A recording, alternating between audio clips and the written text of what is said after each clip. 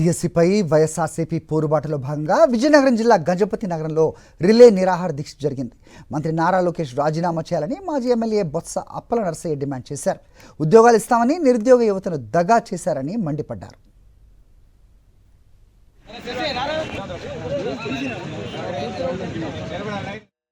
మరి mega DSC నిర్వహించారు.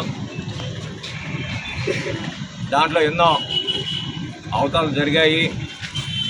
Paper leakage దగ్గర నుంచి ఉద్యోగాలు అమ్ముకునే పరిస్థితి, అదేవిధంగా స్పోర్ట్స్ కోటాలో అక్రమంగా పోస్టు ఇచ్చే పరిస్థితి, మరి అన్నిటి మీద కూడా సిబిఐ ఎంక్వైరీ జరగాలి, లోకేష్ రాజీనామా చేయాలి, ఏదైతే నైతిక బాధ్యత వహిస్తే అన్నిటి మీద మరి విద్యాశాఖ మంత్రి లోకేష్ రాజీనామా చేయాలని చెప్పి రాష్ట్ర మంత్రులు కూడా రిలే చేయడం, దానిలో భాగంగానే గజపతినగర్లో ఈరోజు ఈ దేశ శిబిరాన్ని మరి జరిపించుకుంటున్నాము.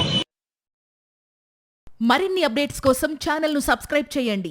నోటిఫికేషన్స్ కోసం బెల్ ఐకాన్ పై క్లిక్ చేయండి.